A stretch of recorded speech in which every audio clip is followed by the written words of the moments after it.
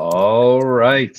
Good morning. So here we are, ready to do our webinar. Let's say maybe we can start with a few introductions. I'm Aron. I work for Codibly. Maybe one thing, I actually worked on one of the first plug and charge implementations for Skoda quite a few years back.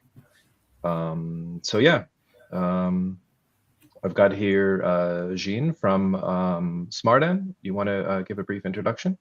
Yeah, sure. Hello, everyone. So I'm Jeanne from smartEn. Maybe first a few words on smartEn. We are the European Business Association representing the flexible demand management industry. We are based in Brussels, and we are happy to have amongst our members Codibly, of course. And regarding myself, I'm part of the policy team, and I'm covering e-mobility. So thanks for having me. Thank you. Yep. Good morning, everybody. My name is Callaghan. I also represent Codibly, so I'm a partner within the business, predominantly focusing on e-mobility, working within the European landscape. So working with a lot of different CPOs and fleets that are now transitioning across to electric. Talking about the regulation and how various different things impact them has been quite a lot of my conversations over the last while. I have a background of working with CPOs predominantly in the UK over the last 7-8 years, so have a good understanding, I suppose, of the market and how it's progressed over the last 10 or so years. Great, thanks everybody. Cool. So we're going to dive into a conversation. Maybe just one thing to mention. We don't want it to seem, it's not going to be a monologue, but nonetheless, happy to take any questions, at any time. So feel free to, post some questions in the chat. We can come back. And essentially the theme here, we're looking at smart charging and essentially accelerating, the e-mobility, especially in Europe, and how market policies, technology can come together in a way that that makes that, let's say, work better.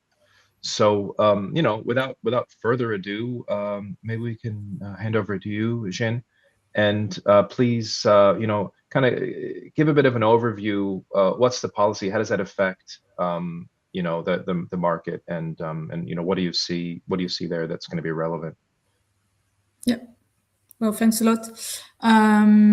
So yes, we just thought it would be a nice starting point for the discussion, just to give again an overview of the European regulatory landscape. So I'm going to focus in the next few minutes on 3 main pieces of EU legislation, 3 acronyms that you probably all know by heart. So that's AFIR, RES, and EPBD. So just to remind you, AFIR is the regulation on alternative fuels infrastructure. It used to be a directive. EPBD is the directive on the energy performance of buildings, and RES is the directive on renewable energy. So I'm going to speak about these 3 texts related to smart charging today, but we should also see them as part of a kind of a broader package, which is the EU commitment to reach carbon neutrality by 2050. And so in this regard, the EU has been promoting e-mobility as a key lever to decarbonize the transport sector. And so you needed different legislations to address different parts of this ecosystem. So what I'm thinking is, for example, you need some regulation on the supply side. So you have the CO2 standards for vehicles. You also need to address the uptake of EVs. So that's why you have AFIR on the charging part. You also have a proposal on company cars. And you also need to address the interaction with the energy system. So I'm going to cover these 3 texts today, but you have also, as I was mentioning, other texts such as the CO2 standards. Starting with AFIR, basically because we anticipated that the car industry and the customers, they would transition from internal combustion engines to zero emissions one. You also needed to address the growing demand for EV charging, and that's where AFIR comes into play. So I'm going to speak about the regulation, which was negotiated in 2023 and entered into force in 2024. So speaking broadly about AFIR, the aims of this regulation is to establish a user-friendly network of charging stations across Europe. So to do so, it set targets for LDVs and HDV charging infrastructure along the main European transport corridors. It also encouraged the uptake of ultra-fast charging points. It also requires ad hoc payment, but it also addresses smart charging. And so I'm going to focus on two elements today. The first one is what the regulation mandates and what the secondary legislation mandates. So from the regulation, so the main body of the text, if you will, it first required that all of the new and renovated public charging points, they support smart charging. And on top of that, it was supplemented last year by some secondary legislation, which introduced new requirements for smart charging, because if we anticipate that we will need to integrate more and more EVs into the system, you just cannot rely on what I would call uncontrolled charging. Just to precise what is secondary legislation, it's a type of act taken by the European Commission, so it can be implementing act or delegated act, for example, and they are related to regulation or a directive, but they give more technical aspects related to that text. So last year, the Commission published 4 acts related to AFIR, and some of them were related to smart charging, as I was explaining. So first, one of them mandates operators to provide more clarity about smart charging capabilities of the public charging points. So that was the first direction of travel. But I'm just going to focus on maybe 2 milestones that are set in this secondary legislation. The first one is that for all the new installed or renovated public AC charging points, you need to apply by January 2026 the standard 1511.8, so the one that enables plug and charge. And now we have a second milestone, which is very important to have in mind, is that from January next year, so 2027, all the new installed or renovated public chargers, as well as all the new private ones, they have to comply with the -20. So that's very clear what is the intention of the Commission. I just wanted to maybe mention a last landmark regarding AFIR. It's not as precise yet, but in the second half of the year, there will also be the review of the text because the deadline is December this year. So we will have a whole review of the regulation. So far I've mainly covered public charging and interoperability. I also want to say a few words on private charging. So we need to mention 2 directives that you can see also on the slide. So EPBD and RED. So EPBD, as I was saying, is the directive on the energy performance of buildings, but it also addresses sustainable mobility. And you have in this directive some requirements for charging points that are located in parking spaces. So specifically, member states, they need to ensure that these points, they are capable of smart charging and where appropriate, bidirectional charging. And it covers both non-residential and residential buildings. For EPBD, unlike AFIR, it's a directive, so it needs to be transposed into national law. And in this regard, member states, they have 24 months to do so. And so the general deadline for transposition is May this year. Linked to EPBD is RED. So I mentioned earlier, that's the directive on the renewable energy. We mainly say it's RED 3 because of the reviews, because it's the directive that was first initiated in 2009. So RED 3 is the centerpiece, I think, of the EU climate and energy policy because it sets the binding target of having at least 42.5% of renewable energy in the EU gross final energy consumption by 2030.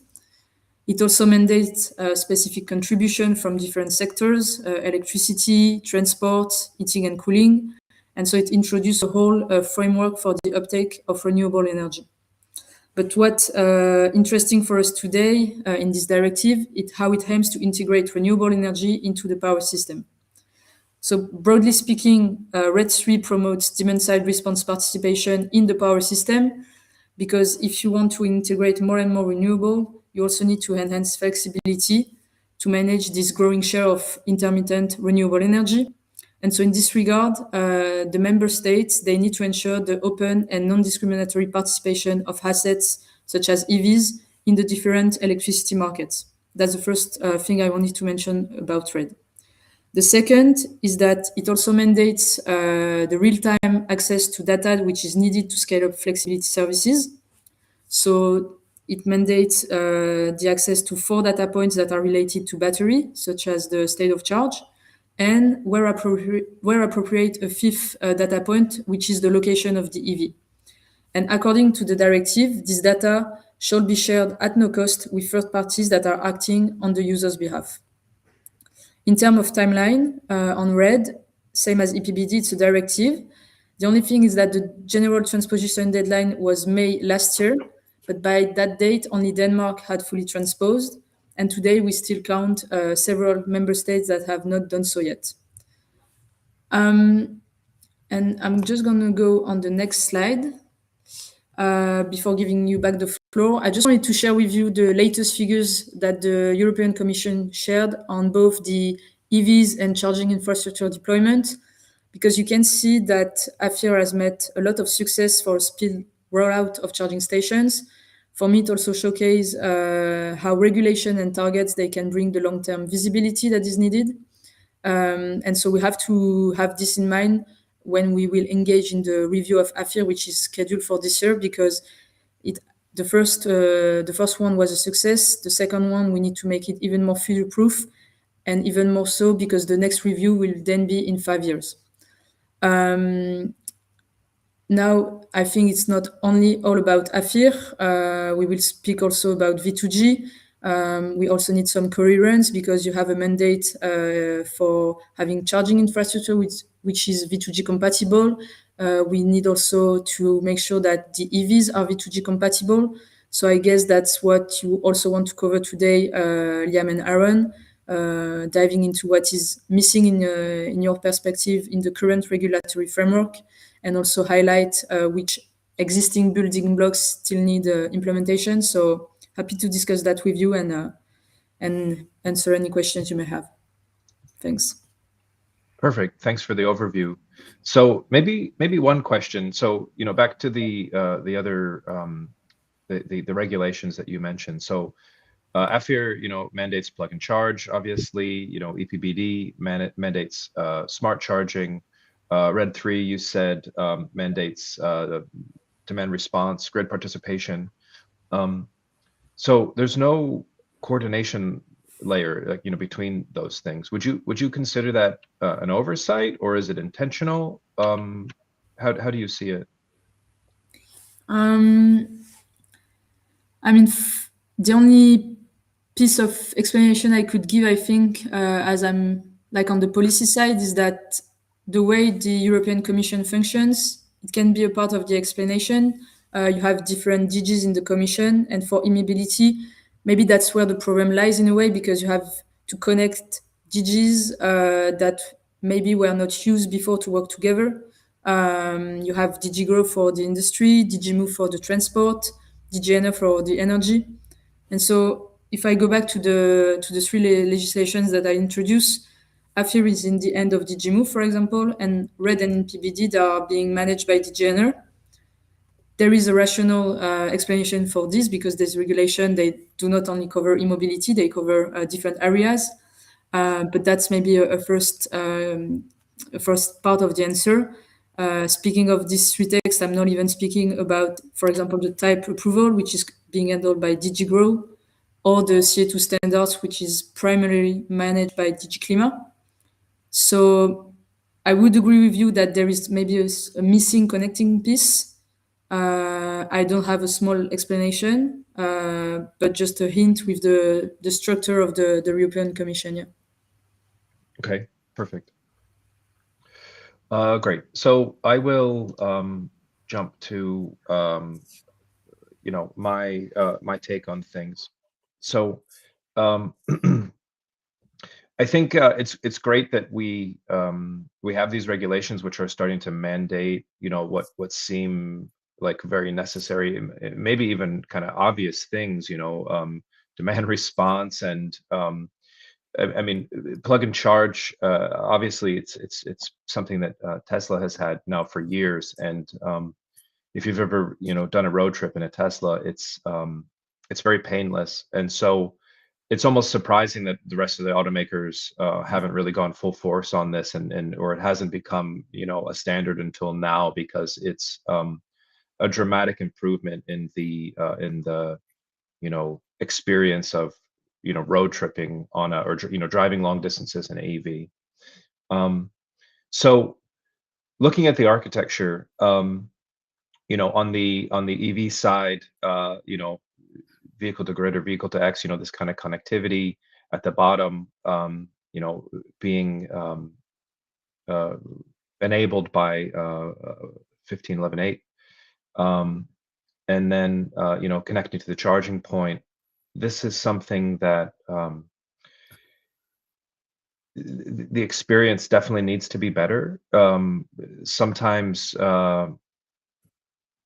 you know, if you're searching for a charging station, maybe you have it on the map, but you don't, you know, it doesn't work. It doesn't work when you get there. These kinds of things can really dramatically negatively affect the charging experience. You know, that's where the you know, the fear of you know, running out of your current can really take hold. You know, and it can be a real problem. So, but nonetheless, you know, on a kind of a hardware level, on a basic software level, I would say this is really solved. You know, for the most part, it works pretty much fine. You know, every once in a while, there's a charging station that somehow doesn't work, or something that's been vandalized, which is unfortunate, but it's hard to control. You know, 100% of the time, you know, there's going to be problems like this. But you know, I think tying everything together that you mentioned, all these different you know, regulatory pieces of legislation, there is something that's kind of missing there. And if we look at demand response in general as a I don't know, as a mechanism, it does work for the most part, right? Like it's possible to make those connections. It's possible to you know, dispatch things, right? It does work, but it's done almost across Europe in a way that sort of seems like, I mean, I've heard it described as like spaghetti, like it's every connection is bespoke, and you know, takes time to do, and you know, we're using different protocols and so forth. And so, especially, let's call it on the EV side, if we're going to, you know, accelerate this transition, if we're going to accelerate in a way that you know, it's getting to that 100% carbon neutral by 2050, or you know, what, 42.5% by 2030, you know, we have to really dramatically increase those connections and the ability to do that. And I think that's where this sort of, you know, coordination layer is missing, because it's like every time you want to connect something, you have to do it over again from the beginning. Across all the countries, it's sort of the same thing. One of the examples I like to give is the internet. So you know, back in the I guess the 80s, there were a bunch of companies in the United States sort of vying for you know, to have their own sort of network. So IBM and, you know, Apple had Apple Talk. There's these different kind of networks going. And then one day, ARPANET basically said, okay, everyone's going to use TCP/IP if you want to connect to the internet. And then, you know, we all switched to it. And now, you know, years later, we have this global economy. We're all, I don't know, sitting here speaking English. You know, we're globalized, and you can see, I mean, you know, TCP/IP isn't perfect. The internet, you know, it's not without its flaws, but it's created this massive global economy and this massive, you know, ability to share knowledge and so forth that, you know, certainly has a lot of benefits. And so I guess the question is like, how can we get to a sort of TCP/IP level with energy infrastructure, and, you know, especially EVs, you know, what's that coordination layer going to look like? You know, there's some examples, I don't know, OpenADR, but, you know, I think it's not necessarily a bad thing that the EU is sort of leaving this to for us to choose what that's going to look like. But nonetheless, it's still, it causes delay in the sense that, you know, there's a lot of discussions happening. What should we do? What should the standard be? Let's test it. You know, and that sort of maybe lack of urgency is not necessarily a benefit. So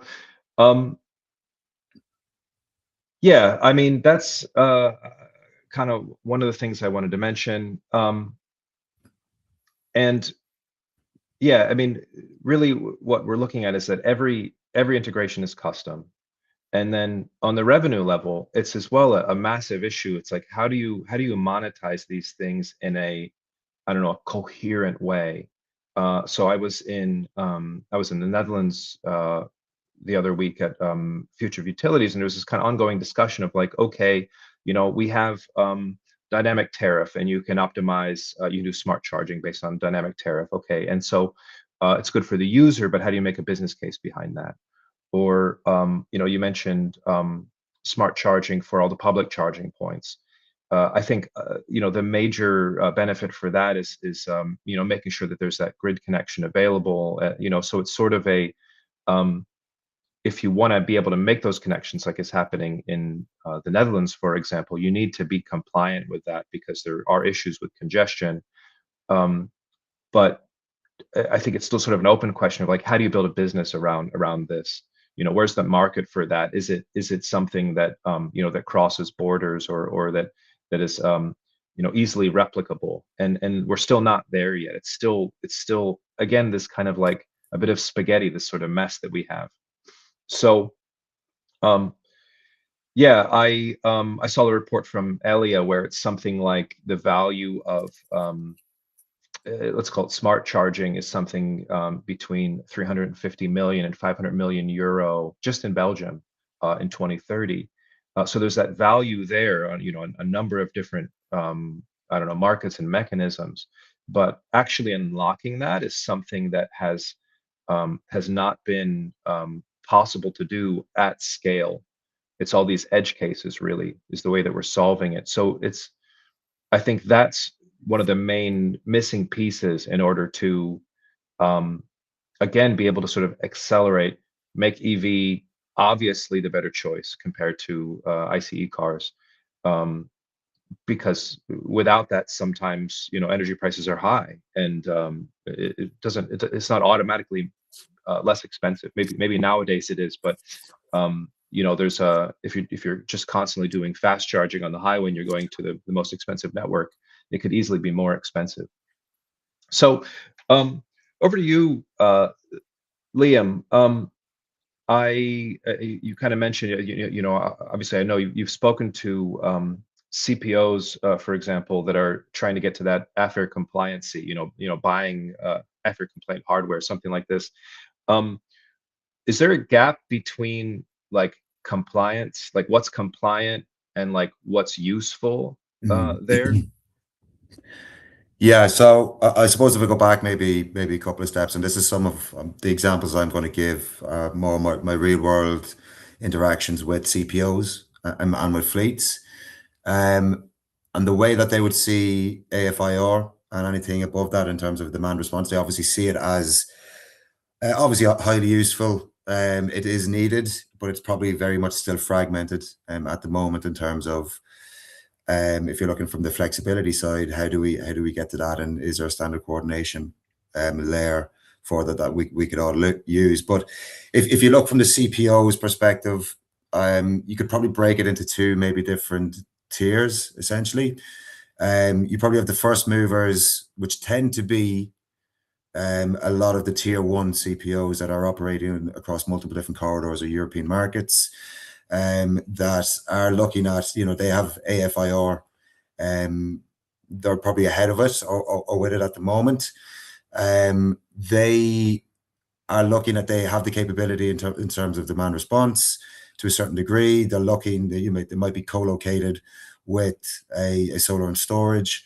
So there is those CPOs that are operating in that space. However, there's still a bit of the fragmentation in terms of, okay, if we want to do, in-depth flexibility or demand response, what is that coordination layer? There still is the questions about that. What I will say about these tier one CPOs is that they tend to be, they're larger in terms of that they have the resources internally, they have the finances, so that they have the capability to look at looking at the flexibility at a higher grade.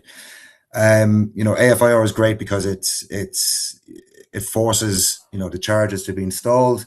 It forces the communication between the charger and the EV. It's just that level or that layer between the EV and maybe the aggregator or the utility that we're missing, that we can fully unlock demand response or flexibility. So you have the tier ones, which is that they're moving ahead. Then you probably have a lot of the I would say, I don't want to say wait and see, because it's certainly not wait and see. They are looking at it, but they're probably not as further along the journey in terms of the compliancy just yet. And these tend to be maybe more mid-tier, maybe more regional CPOs that I tend to speak with. Again, they probably don't have the resources that the CPOs ahead of them have to support with the technology advancements that they need. But they are, and they do see obviously the value in unlocking flexibility, but they're probably just a little bit behind in terms of that. So they see they have AFIR capabilities maybe on the basic of level currently, and then when it's looking at demand response, they're waiting for that communication, they're waiting for advice on it, and probably a bit of direction on how to do it.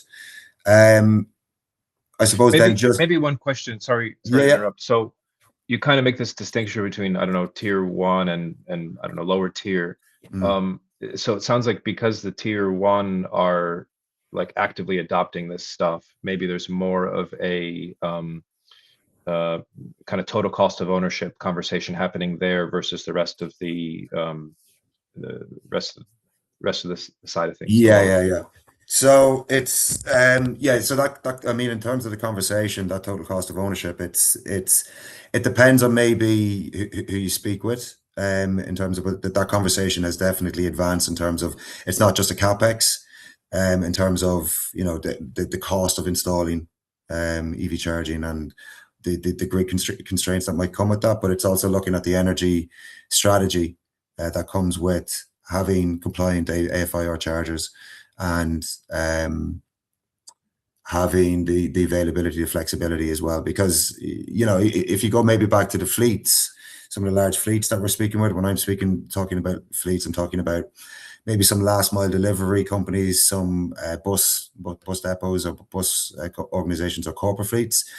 AFIR or flexibility is probably, they're a lot further along the way with their journey probably than some CPOs, because they've needed it as a, it's more of an economic decision that they had to made a couple of years ago, because of the level and the size of the installations that they would have had to done.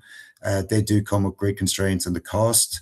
So they would have been looking at smart charging, dynamic load balancing quite a long time ago. So some of these fleets are quite a long way ahead in terms of their journey, in terms of flexibility. Again, though, it goes back to that coordination level between the early stage, so between the vehicle and the charger and the CPMS is fixed to a certain degree.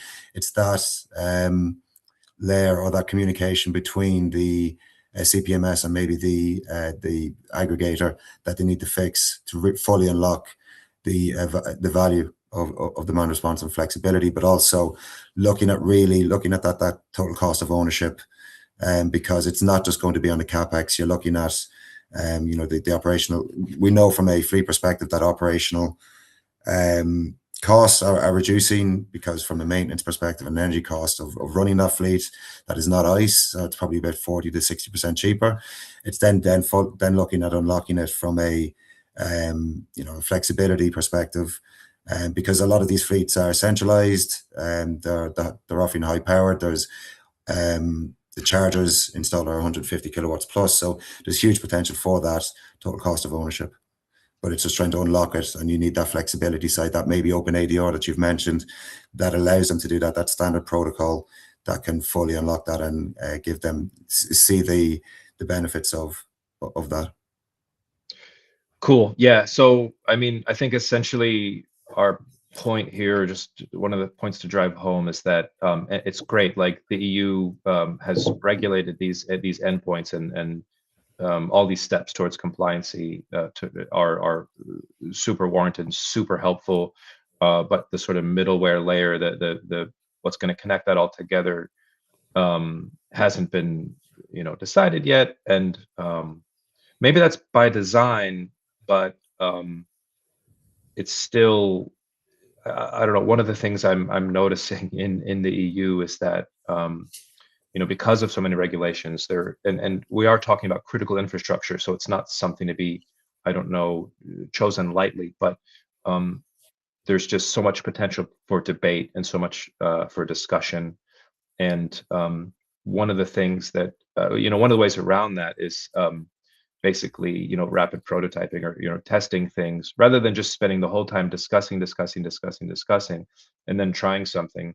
Rather, like, test something first, see if it works, and then use that data to test further assumptions. And obviously it's a mixed bag, because you don't want to, I don't know, commit to something that is later going to prove to be wrong. There's risks associated with that. But again, if you sort of test something and then you get data back, that gives you a better opportunity to make a real test rather than simply discussing it. I don't know what yeah. Yeah, I was going to say what I would say too, the various different protocols and standards, that while we work in this industry on a daily basis, we understand it at quite a deep level. But when you speak with some fleet managers, from the fleet perspective anyway, so there definitely seems to be a lot of confusion in terms of, because there's so much various different standards. So you might be looking at OCPP, ISO 15118, you're looking at AFIR, you're looking at vehicle to grid, all these various different protocols and standardizations. And from my perspective, speaking with some fleet managers, that they would think that they might only need one of these to be able to appease all the various different standards, and being able to do vehicle to grid, or being able to do demand response, when they actually need quite a lot of them, so or if not all of them. So there's definitely that confusion still amongst some fleet owners, fleet providers, for that perspective. And there's definitely I think, going back to your original questions about compliance versus useful. So is there a question that when people buy, or owners buy compliant AFI chargers, are they still useful? Or what happens there? So initially what we've seen is they'll buy the chargers, they are compliant, but then it's actually not after the deployment of the chargers and the installation that they really realize that, oh, we need another protocol layer, which could be the open ADR. And it adds a further confusion for these guys when they do the installation. So there's definitely there is an area that we need to work on between what does compliant look like, to what does useful actually look like, and educating various different providers on that. And that potentially could be something around open ADR, could be another protocol layer that allow them to operate within the demand response space. Cool. I don't know, anything to add, Jeanne? I mean, also, maybe it's always important to remind that for the EU is maybe less straightforward, because you have to focus on 27 member states. So we speak of it as like something uniform for the sake of language, but it's 27 different realities. So I guess it's also different from maybe what you can see in other parts of the world. Yeah, no, for sure. It makes sense. It's It's definitely more fragmented than maybe Yeah. US markets, which are much centralized, definitely. Yeah, and maybe that's better. It's certainly, it looks that way at the moment. We'll see. Yeah, and so I don't know, as we start to wrap things up, I think, based on commenting on the world, as you mentioned, there's this issue now. We have obviously rising gas prices everywhere, and on the other side of that, like, we clearly have a technical solution in terms of EVs. Like, look at China, that's obviously going down this path of like becoming an electro state. Mass EV adoption. I'm not an expert on Chinese regulations, but I see at least the the massive amount of EV adoption happening there, and therefore the every year you have less and less oil that needs to be imported, and it seems like that's something to be something to strive for as well in the EU, right? Like, how can we reduce our dependence on foreign oil? We don't produce a lot of it, certainly not enough for all the consumption, right? And it sort of makes sense from my perspective that if we want to get to a, I don't know, post fossil fuel era in the EU, which is obviously what we're aiming for, that we want to move as fast as possible. And, you know, there's risks associated with that. Like, this isn't necessarily like, you know, move fast and break things. It's move fast, but keep the infrastructure, you know, working at 100%, you know, and don't break things. But how can we, I guess the question is like, how can we move faster in a way that, you know, maintains that infrastructure?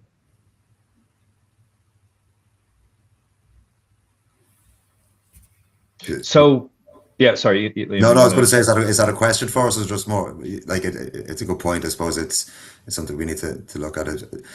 I would say that the conversations that we're currently having with CPOs and fleets is historically it's always been about the charging hardware or the installation and everything. It's definitely moving and adopting to that still is a large part of the conversation, but it's also the rewards that can come with that based off certain regulation, and it's all about energy strategy now as well as just this is a physical installation or a physical product that we just need to have installed. Now it's looking more at the software capabilities that come with that and the access points that offers and the opportunities that brings and the revenue opportunities that come with that then further reduce the total cost of ownership. Yeah, exactly. You know, the more we have of this, the better the experiences for EVs, the cheaper the cost of ownership, the more you know, money everybody, all the CPOs and everyone's going to make in this area. Cool. So, you know, I think we've kind of come to a conclusion. I don't see any questions in the chat. Not sure. Now's a good opportunity to ask some questions. And otherwise, yeah. I can think of a question because, as I said, I was like I'm mainly focusing on the EU market, so I'm less aware of what's being done in other parts of the world. Maybe you have a better view. So, like, whether it's regulatory or market driven, is there anything you observe in different geographies, like outside of the EU? Could be also the UK, that the EU could take inspiration from to really unlock smart charging and to bring also this coordination that you were speaking, which is like kind of the missing part in the EU. I can give an example of the United States. Yeah. So, you know, the United States is, I don't know, as Liam kind of said, it's you know, more federal than the EU, but still, I think most of the things that are happening now are kind of happening on the state level. So it is somehow similar to Europe. So, you know, there's a lot of, if you look at the Trump administration, you know, this obviously on a high level, it looks like it's negative, a lot of negativity towards EVs.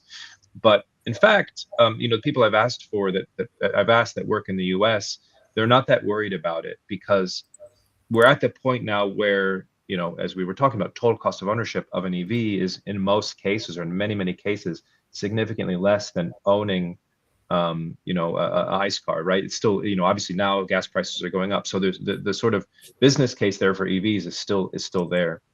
So what's happening, for example, is California, Texas, some other states as well are imposing legislation. So an example in California is this 2030.5 for, now this is for solar inverter curtailment.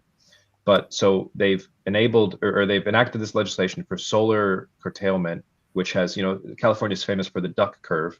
So it's significantly, like, so now we have hundreds of thousands of devices that are connected to this, you know, using 2030.5. We're dramatically increasing the amount of devices that can connect.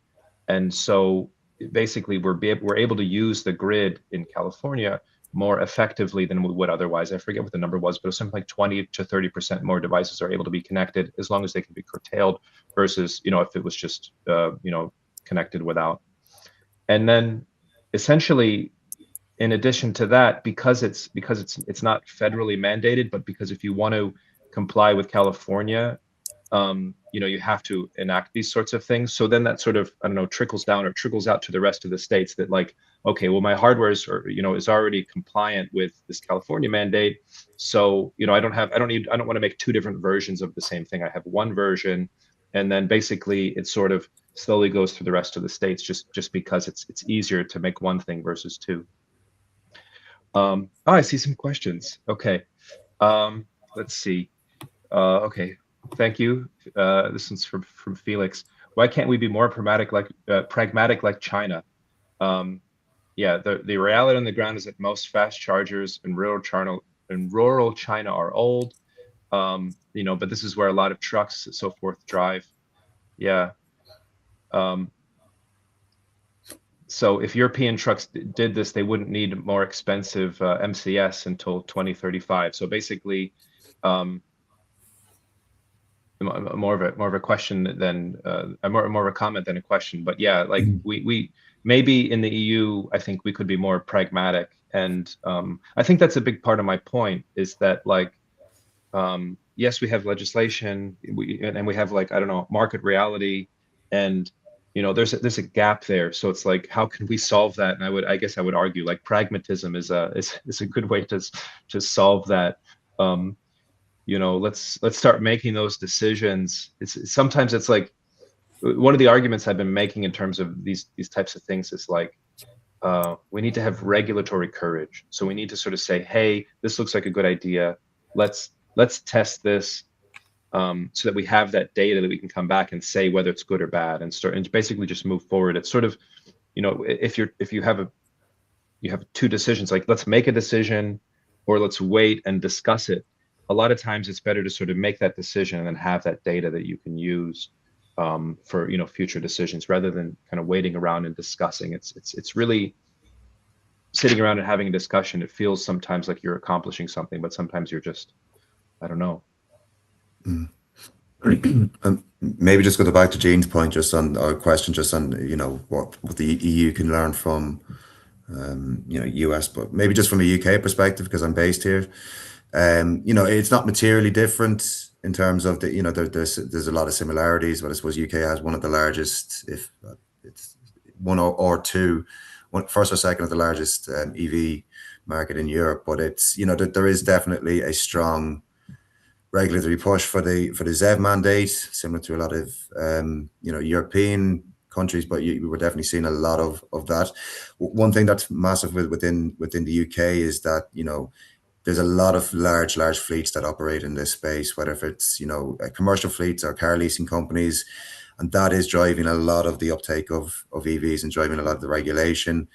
You know, you have tax breaks that are supporting that from, you know, benefit in kind, tax incentives for company car situations. So we are seeing, you know, the corporate behavior drive the success of the EV uptake for either on a corporate car level or from a fleet perspective. And you know, the policy has been, you know, they've gone from 2030 to 2035, but it's been somewhat consistent for the most part. So that's been, you know, why we've seen quite a lot of the uptake, and I suppose it's just kind of more market led as opposed to subsidy driven as well, probably, because they've taken away quite a lot of the subsidies, but the market dynamics are still there, and it's there's a lot of integration maybe with some of the energy and flexibility organizations that we've seen. So there's just a few, I think, where you've seen, and maybe there's some specific nuances there that the other European markets could learn from. Certainly, yeah. I mean, it's amazing. I mean, it's obviously it's a pity about you know, the global situation, but it's also amazing that even prior to this situation in Iran, like the economics for EVs are there, or for the energy transition, like solar, you know, wind, etc. Like the economics are all in our favor. We don't need subsidies, and so, you know, it's a very fortunate position to be in, where we have the market reality to make these things more affordable, but we still have this gap, these mechanisms that need to be you know, better utilized in order to have that reality be really clear. And you know, it's all these things we talked about. It's flexibility and, you know, and so forth. But it's how do you do that at scale? And I think that's something we're working really hard to get to.